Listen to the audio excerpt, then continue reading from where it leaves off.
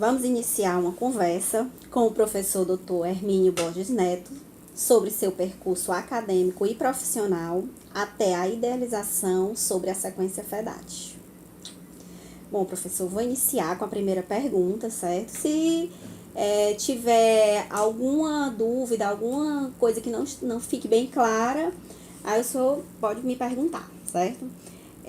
Professor, inicialmente eu gostaria que o senhor contasse um pouco do seu percurso acadêmico e profissional, né, destacando as principais linhas teóricas, as quais considera que contribuíram e influenciaram a sua formação e que levou o seu interesse pela educação e assim também influenciaram a pensar na sequência FEDAT. Bom, como você sabe, sim, que eu sou matemático de formação e de carreira, tá certo? Na formação de matemáticos, tem algumas correntes de formação. A gente tem a corrente americana, tá certo? Que é uma corrente muito formalista, muito especializada. Nós temos a corrente da Europa, especial a corrente russa e a corrente francesa, que são diferentes, tá certo? A corrente francesa, ela vem desde a época que Napoleão montou as politécnicas da França para formar engenheiros, na realidade ele formava matemática, e ele formava esses matemáticos com a concepção de ser engenheiros, ou seja, de aplicar e utilizar aquele conhecimento matemático com algum objetivo. Isso que não é o caso, por exemplo, da formação americana. A formação americana é a formação onde você logo cedo se especializa, porque ele precisa de muita gente especializada. É aquela história da matemática moderna. Desde cedo, como é que eu faço para as pessoas aprenderem matemática, segundo a concepção da matemática moderna? É trabalhar logo a linguagem matemática, mas quanto antes possível para as pessoas se tornarem, com o menor tempo possível, matemáticos, né? Então hoje a gente conta pessoas com matemático com 15, com 18, 20 anos, já com doutorado em matemática, nem graduação ainda concluída. Então, tem essas. A corrente russa também segue essa linha da corrente francesa, que não é o caso, por exemplo, da corrente inglesa, que segue muito a linha americana. A alemã já é o meio termo. Então, o que aconteceu comigo foi quando eu entrei no Instituto para fazer a graduação em matemática, eu entrei na época do Instituto de Matemática, ligado aos Institutos Básicos da UFC. E nessa época tinha um intercâmbio muito forte, muito grande entre o nosso Instituto de Matemática e as escolas europeias, em especial as escolas francesas. O nosso forte era uma integração forte com a Escola Francesa de Matemática. Tempos depois, é que, à medida que as pessoas, os brasileiros daqui do Ceará, da UFC, foram fazer doutorado, eles foram, em sua maioria, para o mercado americano. Aí isso mudou a orientação que era dada aos institutos. Os convênios passaram a ser feitos muito mais com escolas americanas do que com escolas europeias. Mas eu tive a sorte de ter esse convênio onde tinha ainda muitos franceses aqui trabalhando no Instituto. Obviamente tinha também americanos trabalhando conosco. Ou seja, eu peguei o período da mistura das duas correntes. Obviamente, como eu falei, depois imperou o americano, os franceses deixaram de vir. Então, os meus 2 anos de matemática foram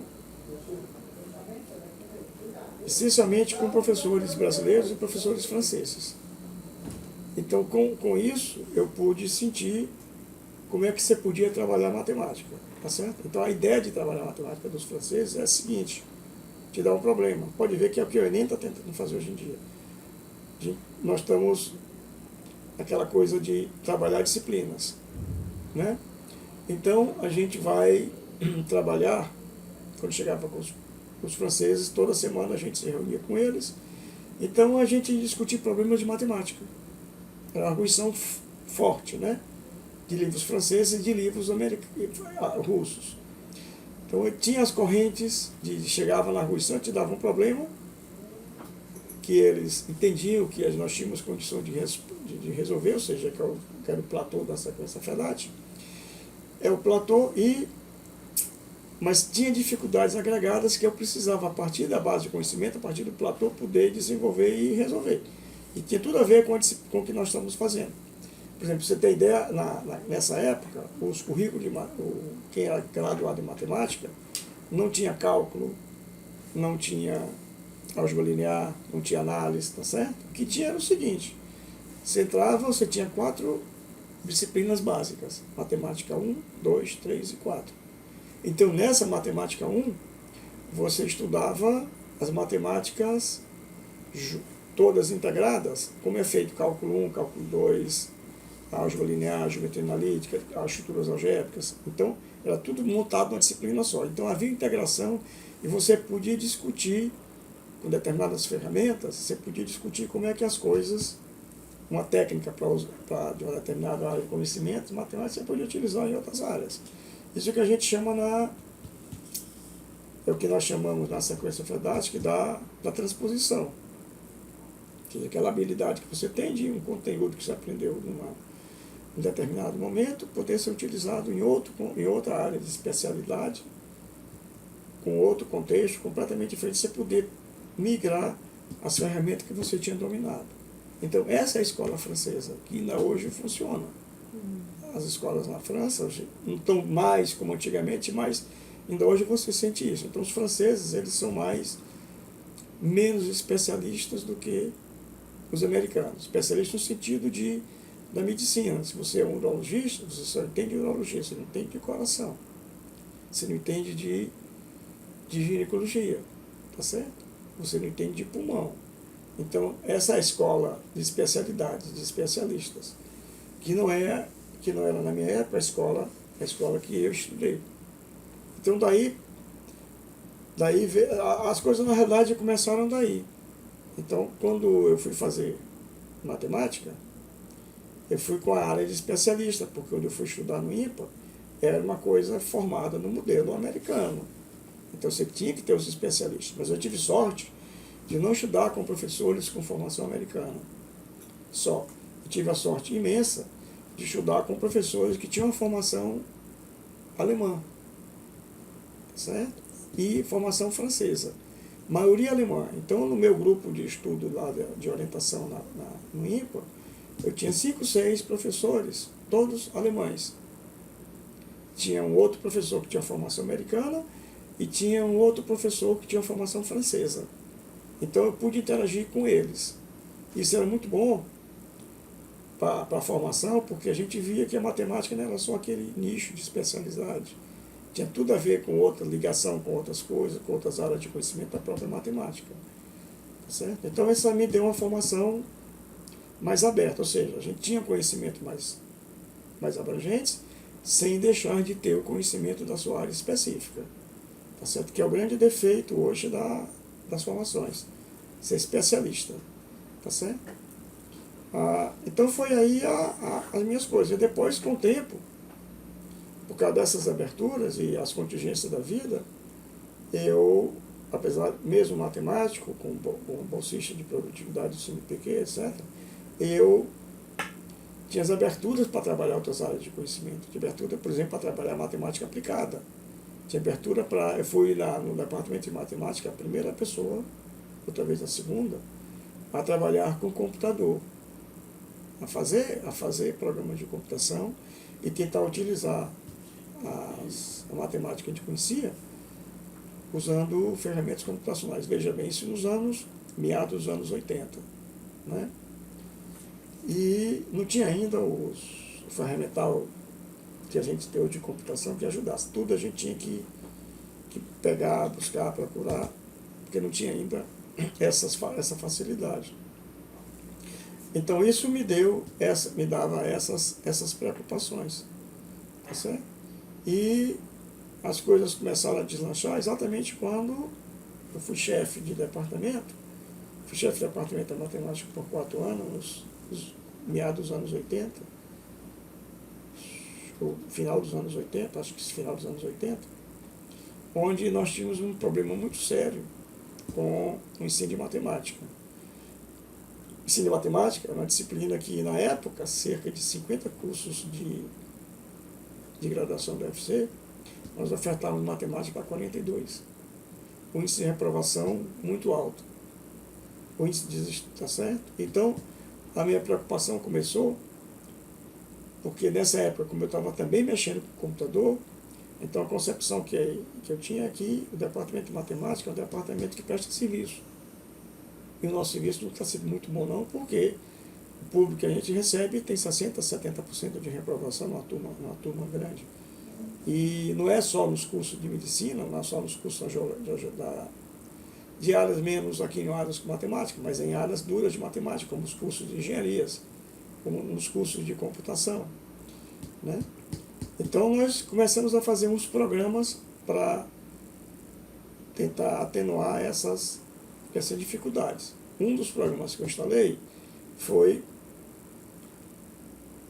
professores que eram do departamento de matemática, que estavam fazendo o curso de mestrado conosco e que não estavam dando bem, tá certo? Porque eles não estavam saindo bem no programa de mestrado, e que eram professores do departamento, foi fazer com que esses professores viessem fazer seu mestrado aqui na Faculdade de Educação. Porque, bem ou mal, eles eram professores, então tinha que ter uma formação de professores.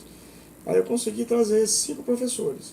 E a primeira dificuldade foi fazer com que a educação abrisse os olhos e facilitasse um pouco o ingresso deles dentro de um plano de cooperação, sem favorecimento nem nada, mas dentro do plano de cooperação entre matemática e educação, de modo que eles pudessem participar da relação interna entre eles, né?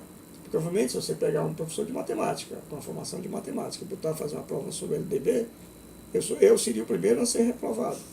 Tá certo? Então, isso conseguiu, e nós conseguimos com que das 5 pessoas que eu trouxesse para cá, 4 terminaram o seu mestrado aqui na educação. Isso foi bom, porque eram mais 4, 5 pessoas com outros olhares sobre a questão do ensino matemático. E também nós mostramos que as estatísticas que a Pró-Reitoria de Graduação levantava sobre o índice matemático de desempenho dos alunos não era tão ruim como eles diziam. Tá certo? Então nós separamos em categorias as avaliações dela e mostramos que, tirando desistência, tirando abandono por alguma outra razão, as pessoas que iam até o exame final, o índice de reprovação é em torno de 20%, 25%. Então sair de 60% para 20%, 25%, que é uma média histórica nos cursos de tecnologia. Tá certo? E fomos ver depois, e depois era analisar essas categorias, as razões dessas categorias existirem e fazer com que as pessoas desistissem. Isso foram as dissertações de mestrado que eu orientei para essas 4, 5 pessoas que vieram aqui na educação. Tá certo? Aí foi a partir daí que nós vimos que o problema estava principalmente na formação de professores, que eles eram, antes de tudo, professores de matemática. Então eles tinham que repensar como é que esse ensino dele estava feito, como é que era a matemática, o que era a matemática, qual é o seu propósito, qual é o seu objetivo, para que é que serve. Tá certo? Então foi por aí o caminho. Aí depois teve os caminhos traçados da minha vinda para a educação, etc. Foi assim, mais ou menos. Professor, com tantas teorias e metodologias na área da educação, nós poderíamos compreender que a sequência FEDAT surge como alternativa a essas teorias e metodologia? E quais as bases teóricas e epistemológicas que dão suporte à sequência? Olha, inicialmente, acho que a sequência foi concebida, não foi sem base teórica nenhuma de educadores. Tá certo? Por exemplo, Paulo Freire, que é o suporte da sequência, eu só fui conhecer quando voltei da França. Coincidentemente, eu não sabia nem que existia Paulo Freire, porque minha mulher foi numa consulta, acho que no oculista na França, que ela estava. E o médico tinha passado uma época na Argélia, e o Paulo Freire tinha passado por lá, ele adorava Paulo Freire. Tá certo? E ele ficou até chateado por causa do meu desconhecimento do que era de quem é Paulo Freire. Então, todos esses teóricos da educação, eu não conhecia nenhum. Como eu disse, era um matemático de carreira, por formação, tá certo? E nunca lia livro sobre Professor, mas o Paulo Freire, todo mundo fala que ele foi primeiro conhecido fora do Brasil do que mesmo aqui, né? Pois é, e além de ser pernambucano, nordestino, né? Que atrapalha também de ser conhecido. Mas se você pegar os outros teóricos da educação, nenhum deles, Salviani, eu não sabia nem quem era. Na verdade, eu conhecia Salviani, eu como matemático, uma cunhada minha fez mestrado com ele lá na PUC de São Paulo. Tá certo? É o homem da curvatura na vara, ficar só brincando com ela, com gozação. Mas eu não tenho nada, nenhum conhecimento desses teóricos da educação. Agora, a nossa concepção se baseava no seguinte, olha, que é um cara que desenvolve matemática, tá certo? Que é um cara que cria matemática. Ora, o cara que cria matemática é um matemático.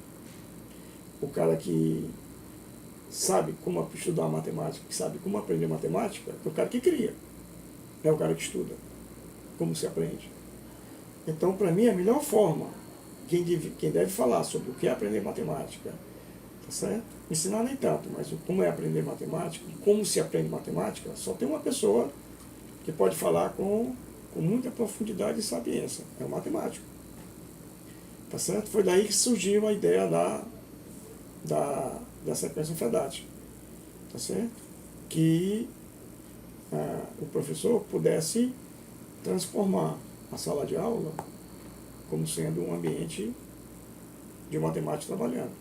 Mesmo um dos gurus do ensino de matemática, como Polia ou Lakatos, eu não conhecia.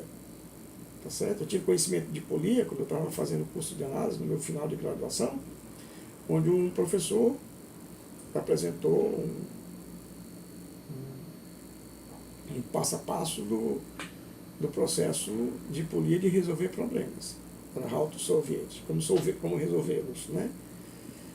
Tá certo? Foi aí que eu soube de Polia, mas como eu era um aluno bom, e ele fazia aquilo para os alunos que não eram bons, tá certo? Então aquilo para mim não tinha significado nenhum, porque tudo que ele dizia eu já fazia na prática, tá certo? Então não era novidade para mim, né? Então a ideia de construir essas coisas da sequência foi exatamente que o problema de aprender matemática estava na forma de você transmitir esse conhecimento para o aluno, passar esse conhecimento para o aluno. Tá certo? Então, o que nós pensamos em fazer foi pensar como é que o matemático trabalha. De forma algorítmica, como ele prepara as suas coisas, como ele prepara seus problemas. Tá certo? Então, aí foi o viés do pesquisador, do cientista, do matemático que delimitou essas etapas da sequência FEDAT. Depois, quando eu fui me integrar aqui com a educação, com a minha vinda pré-educação, com aqueles programas que eu falei anteriormente dos professores, é que o pessoal da educação começou a me olhar com os olhos até bons, tá certo? Não como matemático, mas como professor de matemática. Então nós começamos a mexer. Daí começamos a ter influência. Por exemplo, você pega o professor Raimundo Barbosa, que foi uma das primeiras pessoas a fazer de concurso para cá. Então, a seleção dele de professor já foi diferente das seleções anteriores. Foi a primeira ruptura do paradigma de professor de matemática na educação.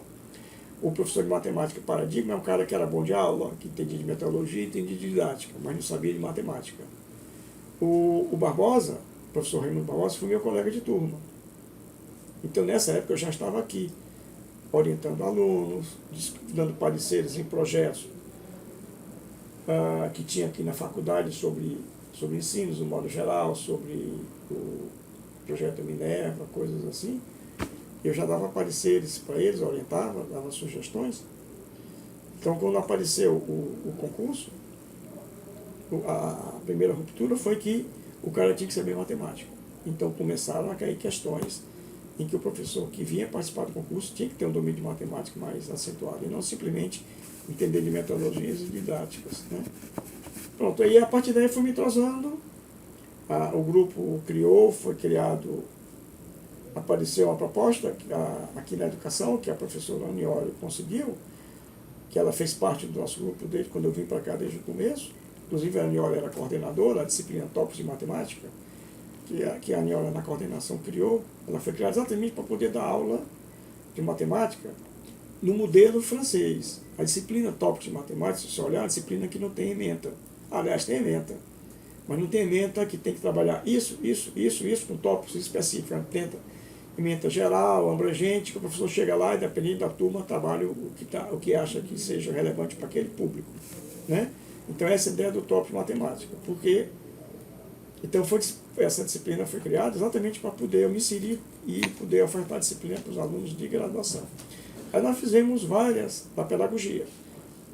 Né? Nós fizemos várias, eu ensinei, não sei exatamente quantas turmas, mas eu ensinei várias vezes, trabalhei nesse sentido. Cada turma que vinha era uma programação diferente. A ementa aquela coisa bem aberta, então o público estava interessado nisso, ok, então vamos discutir isso. Tá certo? Inclusive tem uma turma piloto, por exemplo, que foi a Celema que trabalhou aqui, porque eu tinha uma proposta que dizia que os alunos da pedagogia são bem espertos, não sabem matemática porque não foram estimulados. Então eu fiz uma vez uma turma que nós discutimos exatamente tópicos de matemática, onde os problemas que eu colocava eram problemas do dia a dia que eles iam descobrir ferramentas para trabalhar.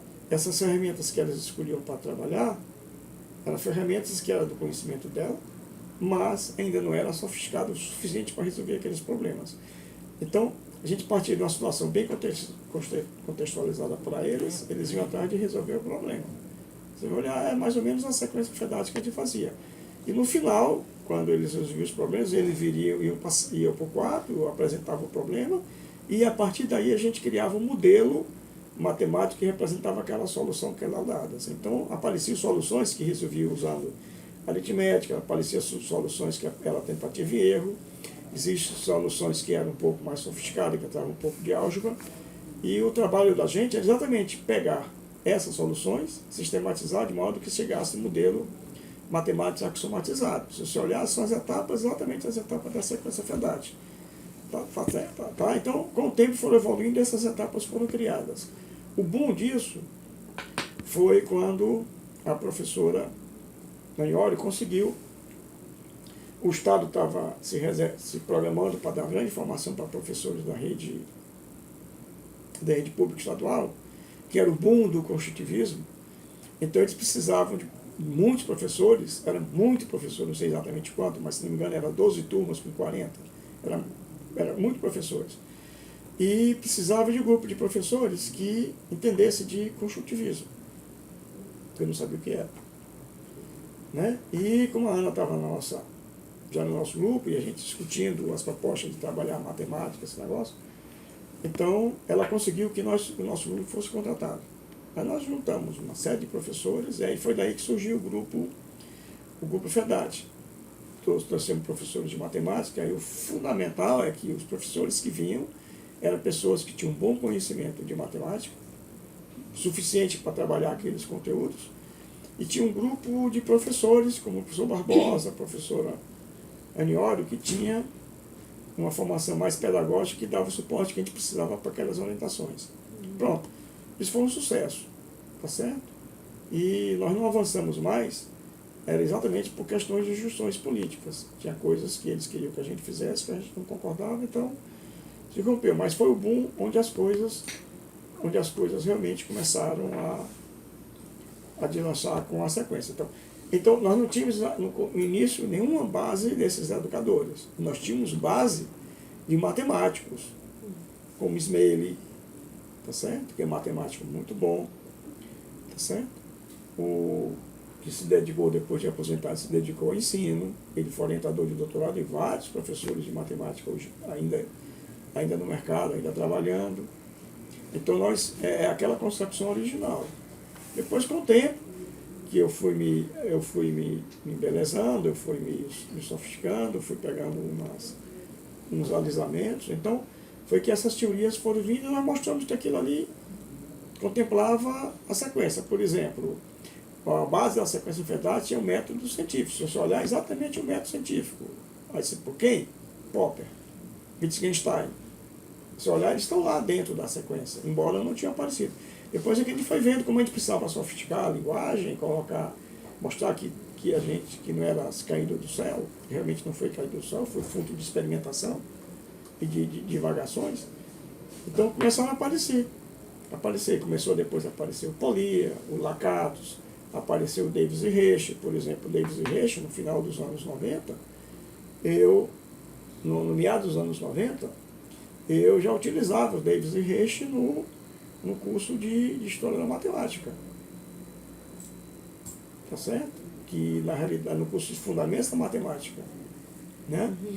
Que é uma das pessoas que nós nos baseamos para criar, para tentar responder assim, o que é matemática, para que serve, onde é que se encontra, tá certo? Qual a sua utilidade, qual a sua função prática na vida. Então, esses são teóricos. Depois, com o tempo, nós fomos ver que o Platô, que é a mediação que se faz, trabalhar os contra-exemplos, trabalhar as questões de investigação, trabalhar a pergunta, tem tudo a ver com uma série de teóricos da educação, tem tudo a ver com Piaget, tem tudo a ver com Vygotsky, tem tudo a ver com Skinner. O Skinner também tem seu lugar reservado, porque tem momentos que eu preciso de memorização, preciso de mecanização. Então, todos esses teóricos, nós pegamos os pedaços que nos interessam para trabalhar de forma mais teorizada da sequência Fedati. Então, são esses teóricos, mas realmente nisso nós não conhecíamos nenhum, só os matemáticos. Professor, analisando a visão instrumental da educação, com vistas à superação do ensino centrado no aluno, o senhor considera que o foco da sequência Fedati está centrado no trabalho em sala de aula? E como o senhor compreende essa centralidade? Esse eu acho que é o grande problema do pessoal. É pensar que o ensino é focado no aluno. Claro, se o aluno, se pensar do ponto de vista econômico, o aluno é nosso cliente. Claro que se você tem um cliente, o seu trabalho, o seu métier é focado em cima, atender a satisfazer aquele cliente. Né? Ou seja, para você entregar um produto de qualidade. Mas não é muito sentido disso, de produto, de mercadoria, não. Tá certo? No sentido de formação, de ensino, de aprendizagem. Tá certo? O problema todo é que todas essas formações, pelo menos as que eu participei, as que eu vi de referência, todas elas focam no aluno. O aluno é que é o foco, o aluno que é o alvo, como o aluno aprende, como se ensina para o aluno, coisas assim. Quando, na realidade, o diferencial da sequência Fedati é trabalhar o comportamento, o professor, exatamente dentro de uma sala de aula. Na hora que você trabalha o comportamento do professor dentro da sala de aula, você, obviamente, atende o aluno. Tá certo? O atendimento do aluno, métodos de ensino, essas coisas, você aprende na formação sua de graduação, de licenciatura. Veja bem, porque o princípio da sequência Fedati é, se você vai trabalhar uma aula de matemática, transforma aquele ambiente num laboratório de matemática. Aquilo ali são matemáticos. Tá certo? Eles estão fazendo a matemática, eles estão fazendo suas descobertas, não são originais. São já muito conhecidas essas ferramentas que se usam na escola. Não tem nada de original naquilo. Nem as soluções que se encontram são originais. Né? Mas o aluno é novo, está aprendendo. Tá certo? Não é a tábula rasa, mas está aprendendo. Então aquilo tudo é novo, tudo é inovador. Tá certo? Então, a sequência primordial é isso, ela foca no professor. Tá certo? Ela recomenda o comportamento, postura, forma de trabalhar, como a forma de agir, forma de interagir com o aluno. Então, a sequência foca o professor de matemática, tá certo? Mudar a postura, não trabalhar com regras, não trabalhar com receitas, partir do geral, partir do particular e não do particular para o geral. Porque se você for trabalhar a parte da instrumentação, é muito mais fácil para mim, se você vai trabalhar os QVL, é muito mais fácil passar regras e receitas para os alunos, que o mecanismo resolve. Mas isso não resolve a aprendizagem. Então tem que ser com desafios. Aí todas essas teóricas que a gente falou antes da educação estão envolvidos. Tá certo? Desequilibração, ZDP, tá certo? Mediação, tá certo? Tudo isso está envolvido. Mas veja bem, isso tudo é contemplado com o matemático trabalha. O matemático trabalha com desafios, trabalha muito com questões, trabalha muito com ser instigado a resolver um problema, tá certo? E é isso a essência da sequência FEDAT. Então, a ideia dela é exatamente isso, tá certo? A instrumentação tem que ter, mas você não precisa ter a instrumentação. Veja, a maioria das pessoas que nós formamos nas escolas não vão ser matemáticos, não vão fazer carreira de exatas ou carreiras que precisam de matemática sofisticada. Eles precisam de pessoas, a gente precisa de pessoas que tenham uma flexibilidade de raciocínio. Com as tecnologias digitais aí, o instrumental que a gente trabalha muda todo dia, muda toda hora e cada vez mais sofisticado. Então a pessoa tem que ter uma flexibilidade de raciocínio, de modo que ele possa se adequar aos instrumentos de trabalho que estão vindo. E matemática é essencial para isso. Não é aquela ferramental matemática que você faz muito em cima dos alunos de Olimpíada, que você faz muito no ensino clássico tradicional, que você tem que saber o algoritmo, saber como fazer, como resolver, tá certo? Para a sequência FEDAT, exatamente como um matemático, muito mais importante do que você saber como resolver, é você saber como equacionar o problema de modo que a matemática resolva. Aí você vai, se você consegue fazer isso, isso é o raciocínio matemático. Isso é o que o cidadão precisa. Porque se eu preciso, se eu pego uma situação contextualizada ou não, mas se eu pego uma situação, eu pego um problema e eu consigo, é o que a gente chama de matematizar, ou seja, colocar numa linguagem que a matemática possa resolver. E isso é fácil, porque na hora que eu coloquei na linguagem que a matemática resolver, se eu não sei matemática, eu encontro quem saiba. Encontro quem resolva aquilo para mim e me traga depois a solução pronta. Até uma máquina. O que a máquina não consegue fazer ainda é, a partir do problema, ela matematizar. Pode ver que todas elas precisam dos seus inputs. Você tem um software, você precisa entrar os inputs, você precisa dar as informações para a máquina fazer as contas. Então, esses inputs, essas informações que são dadas, é o raciocínio matemático que é importante. Então, a sequência FEDAT, primordialmente, ela quer desenvolver o raciocínio matemático do indivíduo, para ser um bom cidadão. Certo? Obviamente que, como nós somos matemáticos, professor matemática, a gente quer que ela aprenda matemática, aprenda as regras, aprenda as fórmulas, aprenda a resolver outras coisas, tá certo? Mas o importante, o fundamental é isso. Certo. Bom, próxima pergunta, eu acho que é uma das coisas que mais me inquieta na sequência FEDAT. Professor, a realidade da nossa sala de aula é marcada por um desnivelamento muito acentuado nos nossos alunos. Como o senhor percebe essa viabilidade da sequência FEDAT dentro dessa realidade? E como o senhor entende o conceito de saber, conhecimento, ensino e aprendizagem? Se eu me esquecer, você pergunta de novo. Tá certo. Primeiro o senhor fala sobre essa parte do desnivelamento, né, que a sala de aula tem, já que a sequência FEDAT lança os desafios e assim, como na nossa sala de aula do ensino básico, né? Até mesmo no ensino superior nós temos essa problemática. Se eu falasse mais disso. Se bem que no ensino superior o vestibular tenta equilibrar, Tenta né? equilibrar. Harmonizar, né? Mas veja bem, essa desarmonia que está na sala de aula é bom e não é culpa da sequência FEDAT. É culpa da estrutura de ensino que a gente tem. Você tem escolas boas e escolas ruins.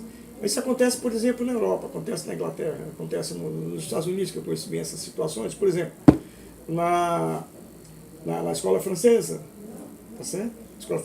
Gosto sempre de falar da escola francesa, porque é um país socialista, onde o Estado realmente é muito forte, muito mais do que a gente imagina, mas eles têm soluções capitalistas. Mas em prol do Estado, não em prol de grupos. Né? Então, o que acontece é que, veja, até isso tem.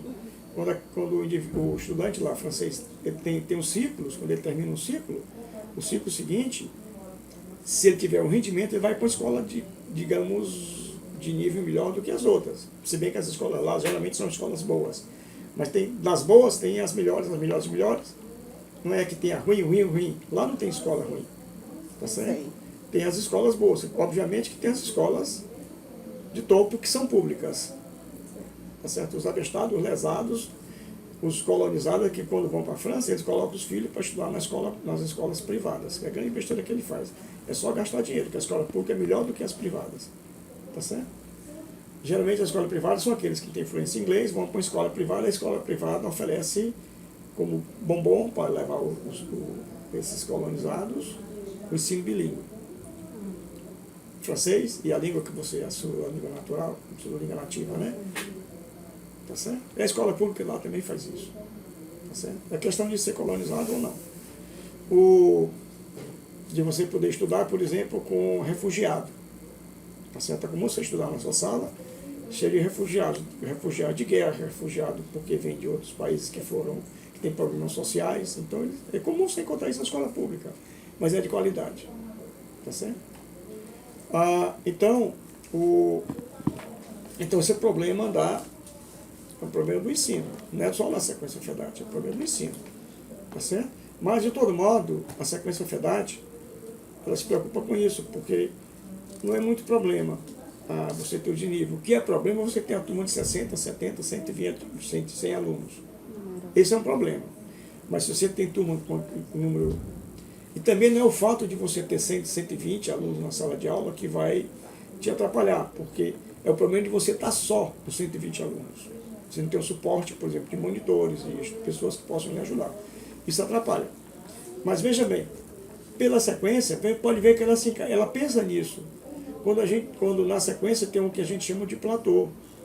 O que é o platô? O platô é você ter seus alunos, você deve conhecer seus alunos bem. Veja, a gente não está pensando em receber os alunos agora, estou pensando em cruzeiro, ou seja, estou no meio do semestre, no meio do ano, e já conheci meus alunos, porque primeiro você precisa conhecer seus alunos, tá certo? Você não pode fazer como colegas meus faziam lá na matemática, chegava no começo do ano, chegava na turma de alunos realmente reprovados, onde tinha 80% de aluno reprovado, e tinha 20% que era aluno novo. Aí no período de aula ele pergunta, quem que está reprovado aí? Quem já foi reprovado? Quem está repetindo? Diz, olha, então vocês vão continuar a repetir o ano, viu? Vocês já estavam automaticamente reprovados. Então esse não é o desnível, mas não é o que a sequência pregou. A sequência pregou que você conheça os seus alunos, à medida que você conhece os alunos, você conhece as suas deficiências, conhece as suas dificuldades de avançar. Tem os bons e os melhores. Aí, como trabalhar? Metodologia. Você pode pegar, por exemplo, os melhores para trabalhar com os ruins, para ajudar, depende da sessão que você bota, tá certo? Mas, por outro lado, o planador, a sequência FEDAT, trabalha sempre com desafios, sempre com perguntas, colocando situações e sempre o professor tentando os alunos participarem das ações. E com isso, você elimina um pouco a discrepância, porque você pode trabalhar coletivamente, quando você pega o platô, na realidade, nesse caso, é um conhecimento médio necessário para aqueles que estão no nível mais avançado. Quando você pega o desnivelamento dos alunos, tá certo? Você tira a homogeneização dos alunos. A homogeneização, na realidade, é muito ruim, tá certo? Porque te elimina uma série de fatores, uma série de questões que você pode fazer ao longo que permite que os alunos se manifestem, tá certo? Por exemplo, o fato de... Aí como é que a sequência FEDAT faz com isso? Exato, com o desnivelamento. Com os platôs, você escolhe um ponto mínimo, um ponto onde a questão que o seu ponto de partida, seu start point seja uma pergunta que você vai colocar, o problema que você vai colocar, uma demonstração que você vai fazer de um teorema, você tenta fazer isso em determinado nível, que os bons, os níveis melhores, não se sintam infantilizados pelo nível que você baixou. E também não o suficientemente difícil para aqueles que têm um nível mais baixo se sintam incapazes de resolver. O que acontece muito nas escolas de hoje é o que o Nilson Machado chama de sensação de desamparo. O coitado, você joga um problema, então tem uma massa grande daquela turma que se sente incapaz de tentar repetir sobre aquele problema. Então eles se sentem desamparados, eles não avançam. Ele não tem coragem de abarcar o problema, se abraçar com o problema e tentar resolver. Tá certo? Então, é dessa forma que a sequência tenta resolver. Se olhar isso aí, tem tudo a ver com Ausubel, tem tudo a ver com Okada, tem tudo a ver, coisa que eles não falam, mas tem tudo a ver com as redes de Petri, da engenharia, tá certo? O Perrenot, né, também, ele traz muita coisa da sequência FEDAT. Traz todos eles. Na realidade está certo, mas o ponto é que nós usamos essas coisas sem... Depois é que esses foram se agregando, mas o Perrenot se preocupa muito com A competência do o professor para trabalhar com as crianças, É. para trabalhar com os estudantes. Claro que a gente se preocupa com isso, mas se a gente pensar na competência dele, de como trabalhar, de como se comportar, como inquirir os alunos, o outro problema está resolvido.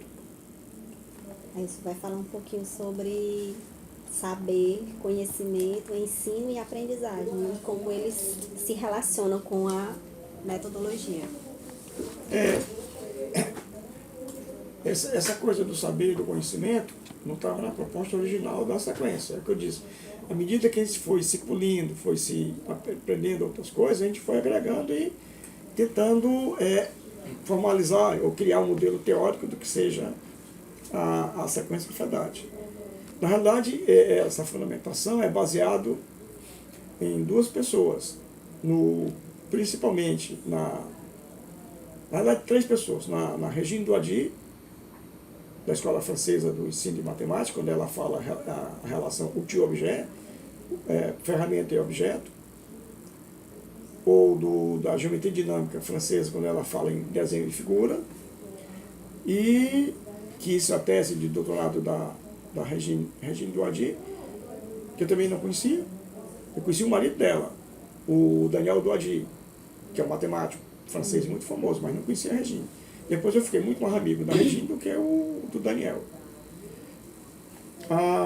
E no outro psicólogo, no segundo seria um psicólogo francês, que é o Rabardel, eu não me lembro o primeiro nome, mas é o Rabardel, que tem artigo dos anos 80. A Regine também, no final dos anos 80, quando o computador estava chegando, então eles estavam preocupados de trabalhar com instrumentos. Ora, só que eles não pensavam nunca que matemática é um instrumento, é uma ferramenta, é um aparato tecnológico. Da mesma forma que é o computador, da mesma forma que é um laboratório, da mesma forma que é uma pipeta. Então eles estavam preocupados assim. A preocupação. E depois a minha mulher. Nós fizemos um artigo junto onde generaliza o conceito de instrumentação do Rabardel. Que eu acho que essa instrumentação, esse conceito nosso, exatamente generaliza porque nós agregamos outras variáveis ao conceito dele, que hoje em dia são importantes que ele não trabalhou. Tá certo? Aquilo que eu disse, quando você quer formar o cidadão, se ele vai ser instrumentado, tá certo? Se ele aprende o Word, sabe que o Word é um editor de texto, tá certo? Então se ele tem aquela formação de só trabalhar no Word, quando ele vai para o computador, eu preciso escrever isso aqui, ó. Eu preciso digitar isso aqui. Onde é que está o Word? Tá certo? Ou seja, na concepção minha e da minha mulher, é que a gente diz que mais importante do que isso, para você instrumentar a pessoa, é desenvolver o raciocínio dele para ajudar esse instrumento, é que ele precisa, na realidade, não é do Word, ele precisa de um editor de texto. Aí ele pode ser qualquer coisa. Com isso ele faz o que a gente chama de transposição, que o Rabardel não trabalha. Tá certo? Então, na realidade, o conceito de saber e conhecimento é isso. O saber para a gente é você dominar o saber, é você ter sapiência, é você ter um aparato tecnológico e ter uma habilidade de fazer aquele aparato tecnológico funcionar. Isso também é um conceito, por exemplo, de Verneau, quando ele fala nos teoremas em ações, né? Que tem os esquemas mentais, tem os esquemas e tem o teorema em ato, o teorema em ação. O teorema em ação é você fazer aqueles esquemas funcionarem dentro daqueles sistemas que estão lá. Ou seja, as coisas não são criadas assim, o cara criou e não tem tudo a ver com outros. Você tem, exatamente aquela, voltando para o começo, é que se você vai trabalhar com a educação, você tem que ter aquela formação mais ampla, mais abrangente, e ter a flexibilidade de usar cada uma delas no momento adequado. É o que eu disse do matemático americano, feito do matemático francês, do matemático russo, e que eles sabem, tem um conhecimento, tem um saber muito forte. Então, quando você vai para a matemática, mas ele não sabe usar, não sabe aplicar, não sabe utilizar. É o que a gente dizia matemática. Existe só que a gente dizia em torno de brincadeira. Existem os matemáticos, existem matemáticos aplicados. Só que os matemáticos aplicados são aqueles matemáticos que não deram certo em matemática pura, foram fazer matemática aplicada. Mas isso é brincadeira, da mesma forma que o francês diz que o belga é o francês que não deu certo, a gente diz que o português é aquele brasileiro que não deu certo, né? São essas brincadeiras. Mas, então nessa concepção do Pierre Rabardel, tá certo? Ele dizia que é muito análogo com o da Regine, que é muito análogo ao Gerard Verneau dos Experimento em Ação, Experimento em Ato, só que são concepções diferentes, né? O Rabardel era com instrumento, está chegando o computador, a França está se desenvolvendo, chegando o computador, então ele foi ver isso. O Verneau era matemática, tá certo? A Regine Doady, matemática, tá certo? Tá certo? Mas nenhum deles trabalhou a terceira variável que eu vou te falar. Então, para a gente é simples. Para a gente você veja, quando você vai trabalhar, você tem um aparato tecnológico, que é esse lápis.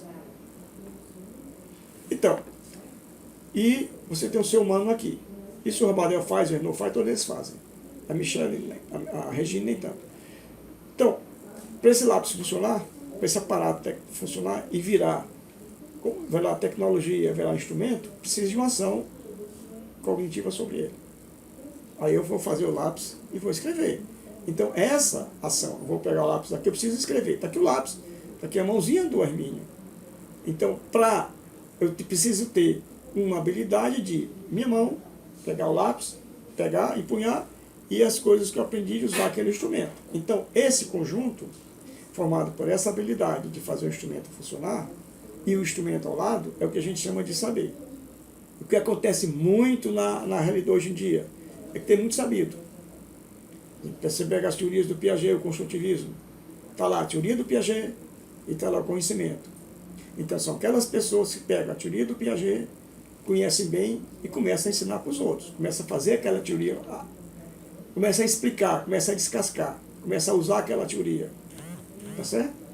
O que as pessoas não sabem, não conseguem fazer, é a terceira coisa. Então esse é o saber. É a terceira coisa que eu introduzi com minha mulher, que o Rabardel, eu não me lembro se ele introduziu ou passou despercebido, mas eu acho que não. Tá certo? Que é exatamente, ou seja, ele estava estudando a aprendizagem, que ele é psicólogo, a aprendizagem por instrumento. A Regine Doady estava estudando a aprendizagem de matemática dentro do cabelo geométrico, que é a figura e o desenho, né? Mas são muito, se você olhar bem, estão tudo a ver, tudo a ver uma coisa com a outra. Aí, então, o que é que nós introduzimos? Nós introduzimos a modernidade, a contemporaneidade que eles não fizeram. É que hoje em dia não basta você ter saber, você ter conhecimento. Conhecimento é aquela habilidade que você tem de pegar o seu saber e aplicar numa área que não foi concebida aquele seu saber. O saber que eu disse para você, o exemplo, a analogia com lápis, foi pegar e começar a escrever. Não é isso? Mas, se eu tiver com esse lápis e você vier me assaltar, ou se eu quiser fazer maldade com você, eu posso pegar esse lápis e dar uma espetada em você. Então, esse lápis, todo mundo, ninguém que eu saiba, aprendeu que o lápis é para espetar. Até porque fizer isso na escola, hoje em dia o professor vai preso, porque está ensinando o menino a usar uma arma. Né? Então, o conhecimento é essa habilidade que você tem. Quando surge o contexto, você transforma para outra coisa. Tá certo? Por exemplo, o lápis desse... Isso seria a terceira coisa. Essa é a terceira coisa que nós introduzimos, é aquela habilidade que você tem de dar flexibilidade no raciocínio, de modo que instrumento que você conhecia, com saber que você tinha sobre aquele instrumento, possa ser utilizado em outras coisas. Por exemplo, se você estiver no meio da rua, levar uma pancada e começar a ter sangramento interno do pulmão, e começar você a encher seu tórax de ar ou de sangue, se estiver passando o médico, a primeira coisa que vai perguntar, que me dá uma caneta aí, não vai perguntar, me dá uma faca, me dá uma caneta. Ele vai pegar uma caneta, que tem uma ponta fina, vai te furar aqui, na quinta vértebra, para poder penetrar. Quando penetrar, sai o ar, sai o sangue, você, logo, o coração volta a funcionar, logo você volta a respirar, porque a pressão dentro dos seus órgãos pararam. Eu já vi isso o médico fazendo no JF. Tá certo? O cara chegou lá, morrendo na ambulância, ele não tinha nada na mão, ele pegou um canivete, que ele arranjou não sei onde, cortou o cara aqui de lado, meteu a mão e foi bombeando o coração do cara. Aí disseram, vai matar o cara com infecção generalizada, porque a mão do médico estava suja. Estava no meio do corredor, ele cortou, não foi com a faca, foi com o estilete. Cortou com o estilete, o cara tinha paralisia, estava todo bloqueado, cheio de sangue, cortou aqui de lá, saiu tudo, ele meteu a mão e ficou bombeando. Aí a gente diz, olha, o cara tinha morrido era antes. Tá certo? Se ele morrer, tá certo? Então, essa é o conhecimento que é fundamental, como eu disse, para que é que serve matemática? Serve para dar uma instrumentação necessária ao indivíduo, que ele seja um bom cidadão e possa utilizar o raciocínio matemático, tá certo? O raciocínio matemático para em outras do cotidiano, em outras coisas, em outras atividades que ele precisa, tá certo? Até para argumentação. Certo. Professor, só voltando um pouquinho para a gente pensar um pouco na sala de aula, né? Sobre as fases da sequência FEDAT, nós destacamos a fase da maturação. Assim, gostaríamos que o senhor explicasse como o professor pode lidar com esse tempo necessário de maturação, né, já que a própria sequência FEDAT, ela dá um tempo maior para a maturação, né, para o aluno maturar. Então, assim, como é que o senhor lida, né, com esse tempo, né, que o professor, isso partindo da realidade da nossa sala de aula, né, que o professor não tem esse tempo todo, né, e que é exigido, né, por ele a cumprir coisas do currículo oficial. O professor, ele tem um tempo para trabalhar aquele conteúdo. Então, assim, ele não, por exemplo, a realidade do ensino superior é um semestre, né, para ele trabalhar aquela disciplina. Então, assim, ele não tem esse tempo todo para maturar, né? E aí, o que o senhor tem a dizer sobre essa problemática? Não, ele tem. Isso é contradição, mas ele tem todo o tempo para maturar. Tá certo? Como é que surgiu essa maturação da sequência FEDAT? É simples. Como é que é o ensino tradicional? Essas regras, receitas. Então você dá o problema, diz, você resolve assim. O aluno resolve, te dá a resposta. Só que com matemático, como eu disse, quem sabe como é que se aprende matemática é matemático. Então, como matemático, nós não conseguimos aprender matemática, nós não conseguimos criar matemática sem a gente experimentar. Tá certo? Você tem que experimentar. Tem um medalha fio de Jacobitz, francês, dos anos 90, que ele estava muito preocupado com o ensino francês. Tá certo? Porque ele dizia, olha, porque no ensino francês tinha 20% dos alunos eram reprovados. Ele estava muito preocupado no ensino. Na série, no fundamental, no terceiro ciclo e no ensino superior, porque ele disse, olha, os alunos não estão levando exercício para casa. Isso é uma loucura, você não aprende.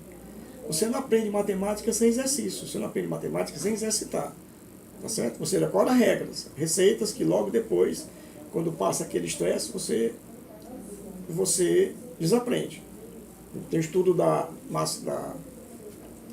Tânia Campos, lá na época ela estava, hoje ela está na Uniban, mas quando ela estava na PUC, quando ela começou a criar o movimento da matemática aqui no Brasil, tem um trabalho dela que ela mostra.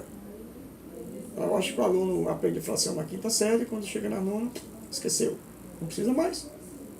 Ou seja, ele não aprendeu, ele memorizou, decorou como é que faz.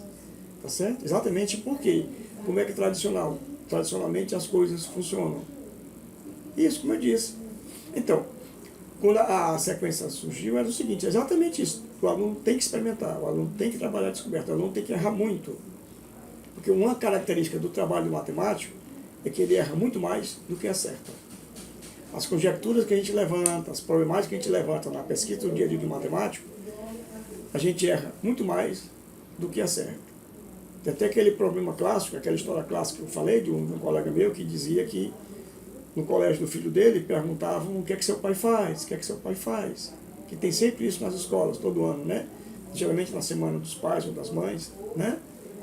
Então perguntar o que é que seu pai faz, ele dizia, minha mãe é isso, faz isso, a socióloga, tá? E seu pai? Quando chegar, ele disse, papai não faz nada. O que é que seu pai faz? Não faz, papai fica lá sentado numa mesa, escrevendo, e só vejo ele amassar o papel e jogar na cesta. Quando chega o dia, está a cesta cheia de papel amassado. Aí tem duas coisas bem emblemáticas aí. Papel amassado. E o papai não faz nada.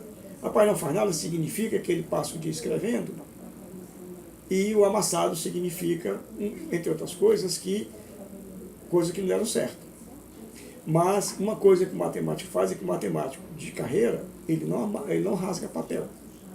Porque aquelas coisas que deram certo, é o olhar que ele deu para aquela questão, mas se ele der um outro olhar daquilo que está no papel, pode ser verdadeiro. Então, se o papel está rasgado, ele não consegue resgatar. Aí o que ele faz? Como está amassado, ele traz de volta. Por exemplo, desde pequeno lá em casa, que as pessoas que trabalham lá em casa, o pessoal que limpa a minha casa, tá certo? Eles não mexem na minha cesta de lixo sem perguntar se pode levar. Eles chegam e perguntam, professor, eu posso? Aqui também na educação, as moças que não estão acostumadas comigo, que vêm limpar a minha sala, essa cesta de lixo atrás de mim, elas sempre perguntam se pode levar a cesta. Tá certo? Se você olhar bem o quadro, uma das coisas que a gente briga aqui muito no quadro é que a concepção da área de humanas é que o quadro tem que ser limpo. O pessoal da limpeza, o quadro tem que ser limpo. E a concepção da gente é que o quadro não pode ser limpo até o cara que escreveu apagar. Se você olhar aqueles filmes que passam,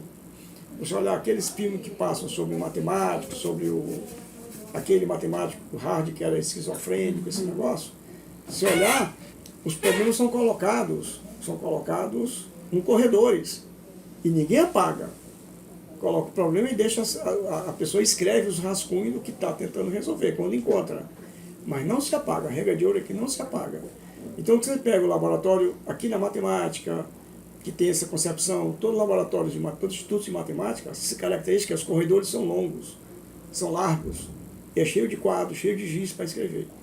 Não é quadro, não é pincel atômico, é giz, porque o giz apaga facilmente. Tá certo? Então é isso que. Então, se você não faz isso, não tem como você aprender matemática. Tá certo? Até aquele gêniozinho, que eu não faço exercício, faz. Ele faz exercício mental. Porque matemática é uma das primeiras coisas, ciências, que é uma das primeiras ciências a ser virtual, a se enxergar que é virtual. Matemática não existe no mundo real. Os fenômenos físicos existem, o fenômeno químico existe. Você consegue ver juntando amarelo com verde, sei lá, o azul com verde e amarelo, coisa assim. Você vê o fenômeno realizado. Matemática você não vê. É toda virtual. Você vai para a língua da gente, português, você escreve uma palavra, mala, você vê, você identifica a mala com aquele objeto, lama, você identifica com a lama. É isso? Matemática não existe. É tudo virtual. Tá certo? Da mesma forma que o computador é virtual. Então, e a única forma de você aprender é experimentando e errando. Então, se o matemático erra muito, você tem que fazer o aluno errar. Por isso que na sequência FEDAT, uma coisa que é do Lakatos, tá certo? É que o cara tem que errar. Para que serve o contra-exemplo? Para te corrigir o erro, mas ao mesmo tempo te provocar a errar. É no erro que você cresce, não é no acerto que você cresce. É no erro que você cresce. O meu exemplo mais patente é da minha tese de doutorado. Eu estava com a tese aceita, com 5 membros aceitos, eram 4 estrangeiros e 1 brasileiro, sem detrimento do brasileiro, porque não tinha ninguém que entendesse do meu assunto brasileiro. O da banca eu não entendia muito não, tá certo? O brasileiro da banca, mas entendia alguma coisa, porque eu usava algumas ferramentas da tese dele. Ele ia lá para referendar as coisas que eu tinha colocado. Então eu já tinha lido, e são pessoas famosas, muito boas. Eles eram 2 alemães, um francês, um indiano, mas tinha mais. Tinha um brasileiro, tinha mais um outro, que eu não me lembro. Bom, então uns 2 meses antes de defender minha tese, minha mulher já tinha de vir embora, eu já estava com a tese pronta, lida, o pessoal aceitou, é só questão de marcar prazo, porque tinha um tempo para defender. Entre outras coisas que eu digo, o trabalho de matemática é um trabalho virtual. Tá certo? Aí eu estou andando, tá certo? Né? Não estou me comparando com Arquimedes, mas eu estou andando lá pela Lapa no Rio, no IMPA, porque meu caminho, quando eu ia para o Instituto, eu descia na rua, descia o ônibus no Arco da Lapa, ia pela Gomes Freire, passava pelo quartel da polícia, aí ia no IMPA, que era um bar bem bucólico do Rio da época. Hoje em dia não sei como é que está. Então, numa determinada passagem me veio o estado, eu fiz errado. Está errado. Aí eu cheguei lá no Instituto, sentei, olhei minhas coisas e digo, puta merda, errei. Fiz uma divisão por 0.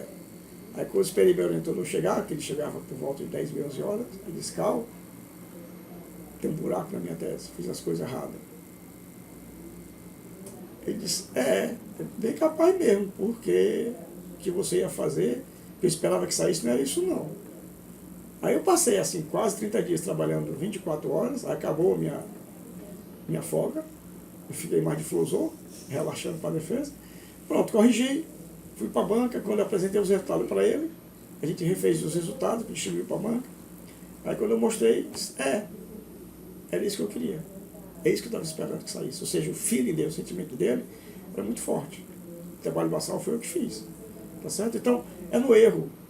É no erro que o matemático cresce. O meu trabalho reduziu de uns 80 páginas para 50, por causa do meu erro. Então, e o trabalho ficou muito melhor, muito mais apresentável, muito mais bonito, muito mais sofisticado do que o que era antes. Então, o matemático cresce nos erros. Então, se você esquece a maturação, pode ver que na escola clássica tradicional não tem período de maturação. Quando o professor dá, tem 5 minutos para resolver o problema, mas não há mediação. O professor não corre, o professor não extingue um aluno com o outro. Vai lá, conversa com fulano, vê como é que ele está fazendo, vai lá, pega as ideias. Então ele não extinga. Isso a matemática faz, isso o matemático faz. Eu estou sentado na minha mesa, tá certo? Eu estou enrolado, de vez em quando, por isso que os corredores são longos. Você levanta, vai tomar um café. No café você conversa com as pessoas que estão trabalhando, eu estou com esse negócio todo, como é que a gente faz? Nisso você cresce. O trabalho matemático é um trabalho, as descobertas são individuais, mas o trabalho é coletivo. Ou seja, eu faço uma demonstração, eu escolho o pulo do gato, sugiro para alguém faz nas contas, traz de volta. Mas o trabalho assim é coletivo, mas a descoberta é como aprendizagem. A aprendizagem não adianta você dizer que computador, você aprende com o computador, etc. Você não aprende com o computador te ajuda a aprender. Você aprende sozinho. Tá certo? Eu não conheço uma pessoa que tenha aprendido com 5, 6. O 5, 6 lhe ajuda a você maturar, a você amadurecer uma ideia, a você assimilar uma ideia, acomodar uma ideia, mas não, a se equilibrar. Mas as pessoas tu não aprende com outros não. Tá certo? Você vê o comportamento, analisa, coloca a inferência em cima daquela ação e você faz os seus aprendizados. Tá certo? Então, para mim é isso. Ela não atrapalha. Obviamente, se você pega uma turma, o problema é que a gente compara, o que é que a gente compara? A gente, quando vai comparar a sequência FEDAT com os outros, a gente compara um grupo de alunos que está 5, 6, 7, 8 anos na escola. Eu pego meus alunos na engenharia, quando eu vou dar aula, os alunos da engenharia começam a ir para a escola com 5, 6 anos. Eu pego os alunos com 18, 19 anos, né? Então, pega alunos que passaram 10, 15 anos numa escola tradicional, onde a matemática é trabalhada de pergunta-resultado. Pergunta-resultado, mas você pega uma turma dessa, você vai ter um problema de mudar, porque eles vão ter que refletir, vão ter que pensar, vão ter que ser ágeis, vão ter que ser proativos, não podem ser reativos. E a escola tradicional deixa o aluno, principalmente no ensino de matemática e ciências duras e de computador, eles são alunos reativos. Você precisa relevar uma cutucada com esse lapisinho, para poder eles reagirem. E a sequência não faz isso. A sequência quer que ele seja proativo, quer que eles sejam capazes de levantar questões, questionar o professor está fazendo as contas erradas, tá certo? Então, por isso que aí você compara e você vai ver.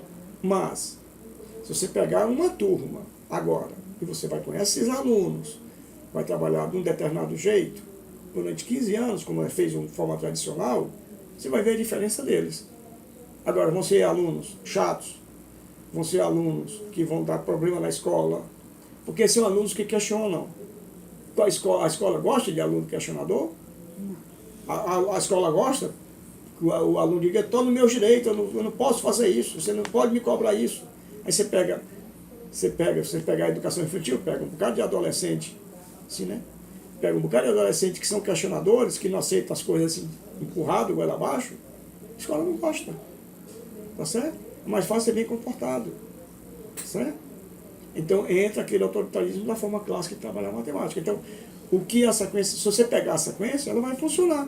Ela funciona nas minhas turmas, quando eu dou aula, funciona nos alunos que utilizam, esses alunos que fazem esses testes experimentais, ela funciona. Aí eles dizem, no começo eu perco tempo. Claro, porque eu tenho que mudar a cabeça deles. Se eles vierem com a cabeça para trabalhar aberta, para trabalhar discussões, tá certo? A gente já avançaria. Certo? Agora, também essa sequência FEDAT pensa nisso. Ela diz, olha, o que é a prova? A prova da sequência FEDAT. A prova da sequência FEDAT é você pegar, sistematizar, fazer a síntese daquelas questões, daquelas soluções apresentadas, para criar um modelo. Né? Esse modelo é uma solução otimizada para as questões, para a questão que foi colocada no começo da aula, ou da conjunto de aula, da sessão didática. Né? Olha, então o que é que essa síntese faz? Isso. É a síntese daquilo todo. Ora, se é a síntese daquilo todo, você, com o tempo, você pode trabalhar mais rápido com os alunos, se eles estão acostumados a trabalhar desse jeito. Eles vão mais rápido. Aí, o que é que o professor faz? O professor pode, mediando com os alunos, trabalhar processos que sejam mais efetivos para o aluno resolver problemas, para trabalhar uma nova matemática. Matemática que existe, não é essa matemática ensinada na escola, não. Ela é muito conservadora, muito tradicional, você passa o tempo todo ensinando técnicas e regras que não se generalizam. Então você pode pegar técnicas e regras que se generalizam, tá certo? Então você avança. Por exemplo, você pode trabalhar com situações onde exige, por exemplo, com crianças pequenas que exijam frações. Tá certo? Dividir 3 bolos com 2 crianças. Como resolve? Essa questão não é trabalhada na escola. É para dividir 3 bolos com 3 crianças. Mas, é? Então, essas questões são questões que permitem você criar. Aí o professor tem que ser melhor formado do ponto de vista da matemática. Então é cheio de temas que podem ser modificados todo o currículo, de modo que você trabalhe com a matemática mais elegante, muito mais sofisticada, tá certo? E muito mais fácil de ser entendido e ser aplicado. O problema é que a matemática, como é feita, é regras, receitas, e vamos em frente, como se isso fosse fundamental. E não é assim que a matemática deve ser. Então, trabalhando assim, funciona. Os cursos que eu dou aí por aí, eu pego a turma toda não harmônica, ou seja, toda nível diferente, você passa um tempo para fazer a cabeça deles. Depois que faz, eles vão mais ligeiro. E se você olhar bem, o conteúdo da matemática que é feito pode ser totalmente mexido de modo que você ganhe tempo. Por exemplo, você vai somar uma fração. Aí a primeira coisa que as professoras fazem é, olha, negada, negada não é nada, é coisa de ciência. Tá certo? Vamos ver, trabalhar a fração. Como é que se chama fração? A professora, olha, tem que calcular o MMC. Não é assim? Aí lá vai a professora. Aí primeiro a gente faz assim, ó, denominadores iguais, somos numeradores. E mantém o denominador. Não é assim? Se os denominadores são diferentes, então a gente vai calcular o MMC dos 2 denominadores, se for 2 parcelas. Aí calcula. Então a gente substitui essa fração por um equivalente com o denominador. Pronto, aí faz a soma. Então para que MMC? Na sequência FEDAT você não calcula MC. O que está por trás da matemática é que as frações precisam representar quantidades iguais para você comparar. Você não pode comparar alhos com bugalhos. Tá certo? Então, se tem uma fração onde os denominadores são diferentes, você não pode comparar com a outra. Mas você pode trabalhar uma coisa mais simples, que calcula uma forma de você colocar as frações que tem o mesmo denominador, que esse é um princípio. A escola vai logo para a resposta. MMC resolve. Aí passa um tempo estudando MMC. Decomposição em números primos, para calcular o mínimo múltiplo comum. Né? É muito mais fácil você pegar o denominador e multiplicar. Você vai achar um número que é múltiplo daqueles 2 das frações. Não é o menor, o MMC é o menor. Mas para que eu quero o menor? O maior resolve. Um que seja maior resolve. Então, a professora não ensina porque ela não sabe. Tá certo? Ela não sabe fazer desse jeito. E desse jeito você ganha tempo. Você não ensina mais MMC, ó.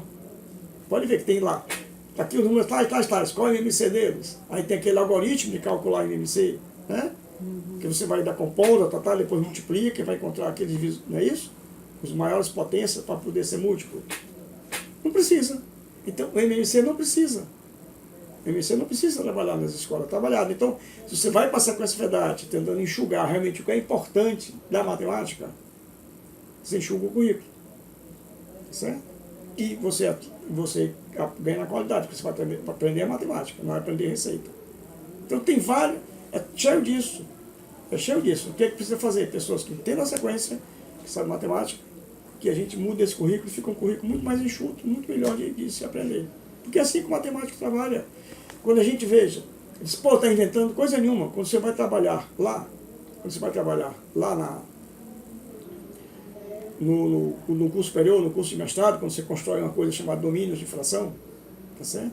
Você tem um anel sem divisor, a história tem uns conjuntos que não tem divisor, sem divisor de zero, você vai construir, tipo como a gente faz os inteiros e os racionais. Aí você diz, o inteiro é o A sobre B, onde A e B são inteiros e B não é zero, né? Como é que você soma dois números desse tipo? Quando você generaliza, você não tem MMC, porque o MMC é um caso bem específico daquele tipo de conjunto de inteiros. Quando vai no curso superior, no nível de mestrado, você vai generalizar esses conceitos. Por exemplo, você pega a dissertação de mestrado do Cleito Vasconcelos, que eu orientei, ele generaliza isso. Tá certo? Aqueles conceitos. O que é importante, o que é relevante trabalhar. Então ele vem lá de cima e desce até chegar nos inteiros. E mostra o que é relevante ser ensinado. Não é isso que fazem. Aí você constrói. E quando você vai colocar aritmética nesses anéis de frações, como é que você faz a aritmética? Quando você vai somar A sobre B mais C sobre D, por definição a soma é o número, uma fração, tá certo? Onde a outra seria A B, C, D. B vezes D, o denominador, que é o produto. Pronto, aí você tem tudo arrumado. Porque o conceito de MMC lá não passa, não existe. Só em determinado tipo de anéis, de tipo de conjuntos, tá certo? Então, se você trabalha bem a sequência, o currículo é todo enxugado. E você vai trabalhar na essência do currículo para aprender matemática. Professor, na sequência FEDAT, qual é o processo que é entendido como essencial para a aprendizagem? Qual é a relação do platô nesse processo? E antes, né, você poderia explicar a origem do termo platô. Tá certo. Platô é um termo que eu criei quando vim da França. Eu estava pensando muito em francês. Platô é um nível. É que você pega um morro, é um nível lá em cima. Você vai ter uma subida de morro. Então os platôs são naquele conjunto de morros, aqueles pontos que você usa para você ir subindo. Você sobe, cheguei no meu platô, chegou a um determinado nível, descansa e avança. Então a ideia do platô é a ideia de que é o nível qual uma base, um nível onde você precisa de uma base de conhecimento mínimo para você poder avançar. Essa é o platô. E tem tudo a ver com esses teóricos que a gente já falou. Tá certo? Mas que eu me esqueça, eu me esqueci que uma das pessoas que foram muito claras para mim, quando a gente falou das tecnologias, que eu falei do Rabardel, tá certo? Que eu vim saber há 2 anos, que era o que eu uso hoje muito, quando eu vou explicar às pessoas esse tipo de trabalho que eu fiz com minha mulher, espelhado no trabalho do Rabardel, que é o Cardano. Cardano era um matemático muito bom, italiano, muito bom, dos anos 1700 e pouco. Então ele era um cara que foi a essas estatísticas, a primeira pessoa a sistematizar cientificamente as estatísticas e probabilidades, né? Só que ele era um cara que fez isso porque ele é viciado em jogo. Qualquer tipo de jogo de azar. Tá certo? Aí o livro dele é Teoria dos Jogos de Azar. Então ele sistematizou todas essas coisas. Aí ele aprendeu tanto as coisas que ele disse que ele ficou rico várias vezes e morreu. Diz a história que ele ficou milionário 3 vezes e morreu mais pobre do que ele nasceu. Ele morreu numa casinha que o Tartaglia fez para ele na Itália, nos fundos da casa do Tartaglia. Ele construiu uma casinha, tá aí, vai viver aí, que ele não tinha onde morar. Tá certo? E ele dizia o seguinte, olha, que tem 2 categorias de pessoas. Aqueles que sabem e aqueles que executam. Então, os que sabem são aqueles que têm sapiência, que eu falei do sentido do saber. E aqueles que executam são aqueles que têm conhecimento, que sabem e aplico em lugares distintos. E só que eu acrescento ainda uma outra variável ao que ele coloca, uma quarta, né? Que é aqueles que criam. Hoje a gente precisa que a pessoa saiba, execute e crie. Só saber executar, hoje em dia, com essas tecnologias digitais, não resolve, não. Então, são as variantes que vão ter dessa necessidade do dia a dia. O que mais que tu queria? Que é essencial dentro das etapas, qual etapa é essencial para a aprendizagem? Todas elas. Pelo método científico, todas elas são essenciais. Você precisa partir de um problema, ou seja, de uma dificuldade que se opõe ao aluno, onde conjuntamente vamos resolver. Então tem que ter esse contrato didático você tem que ter essa empatia, contrato didático com o aluno. Tá certo? E tem que dar o tempo para o aluno amadurecer, e esse tempo não necessariamente é deixar o aluno na carteira pensando. Se eu estou demonstrando um teorema para o aluno, tá certo? Eu posso colocar, é o que o Fraley, John B. Fraley, um matemático inglês, muito bom, que ele diz o seguinte, olha, que uma das coisas que o professor tem que fazer é o shake hands. Shake hand que na sequência de verdade significa mão no bolso. Ou seja, o professor tem que falar, conversar, fazer as coisas dialogando. Então é que ele diz que é o shake hands, agitar a mão. Tá certo? Sequência de verdade a gente é mais criativo, que foi voltando para o ensino tecnológico, é a mão no bolso. Ou seja, o professor, em vez de pegar um giz e resolver o teorema, demonstrar o exercício, fazer as coisas para os alunos repetirem, o professor conversa, dialoga, é o handshake, balançando, agitando as mãos. E para poder os alunos executarem, porque aquela matemática que está lá, o professor deve saber. Ele não vai aprender nada de matemática nova com aqueles alunos, não. Agora, o que ele precisa é fazer com que os alunos aprendam aquela matemática, tá certo? Então, o fundamental da sequência, que as etapas são todas fundamentais, que é o foco do raciocínio da aprendizagem matemática, do matemático, do que cria matemática, tá certo? Então, se ele não amadurece, se não apresenta soluções, ele não cria, tá certo? Ele não executa. A execução vai saber quando ele põe a mão na massa. Quando ele põe a mão na massa, é que ele vai ver que precisa, e o professor estimular ele a criar. Criar soluções, aplicar em outras situações. Esse é o papel do professor. Como diz o Fraley, é o handshake, balanço de mãos. Ou, na linguagem bem brasileira, postura a mão no bolso. Aí, ó, eu estudei Fraley nos anos 69, 70. Essa frase ficou muito patente, tá certo? Porque ele dizia sempre assim, olha, um bom problema é aquele que o aluno precisa abanar suas mãos. Aí diz, olha esse problema, ele dizia, tem vários exemplos lá disso, olha esse problema como instiga o aluno e é sempre, ele tinha uma coisa também no livro dele, que é exatamente para abanar para os alunos ficarem inquietos. Ele tinha as questões de certo e errado.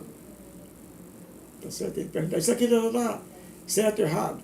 Que era o momento que o professor, no nosso caso, pegava e começava a questionar aquele certo e errado. Por que está certo? Por que está errado? Ou seja, sem necessariamente você ter o instrumental matemático na mão. Refletir. Na física é situação física. Tá certo? Onde é que tem que ficar um ar-condicionado? Por que fica em cima e não embaixo? Que você não precisa muito do instrumental. Você precisa das concepções conceituais. Tá certo? Refletir sobre aqueles conceitos. É isso que ele colocava nessas questões. Isso que é fundamental na matemática. Trabalhar os conceitos. Porque o mecanismo, a gente encontra hoje em dia na internet tudo que é canto. Só para a gente falar um pouquinho sobre o currículo, né? E a legislação educacional faz referência a uma base nacional comum, que é coisa que está sendo discutida muito na internet, mas que a gente, na prática, dentro das universidades, inclusive aqui na nossa, aqui no Departamento de Educação, a gente vê pouco essas discussões, né? Então, assim, essa base nacional comum para o currículo da educação básica, assim no que se refere ao uso da sequência FEDAT, A possibilidade de definir uma base comum de currículo de matemática traz algumas implicações para a vivência da sequência FEDAT em sala de aula e no planejamento e na avaliação.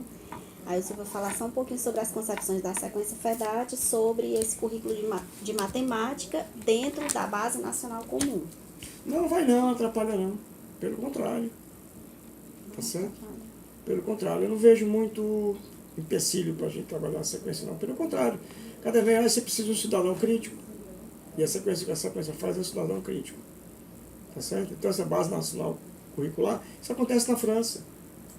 Na França o currículo é todo unificado, já era todo unificado, o que estão fazendo é a mudança, né? Essa base nacional de currículo comum, está sendo alterado só para a questão de atualizar para as modernidades. O grande problema é estar lá os professores preparados para fazer essas mudanças. Aí você diz, aqui na faculdade não é discutido, olha, mas isso é histórico. O Ceará teve o sistema teleensino de 74 até 2004.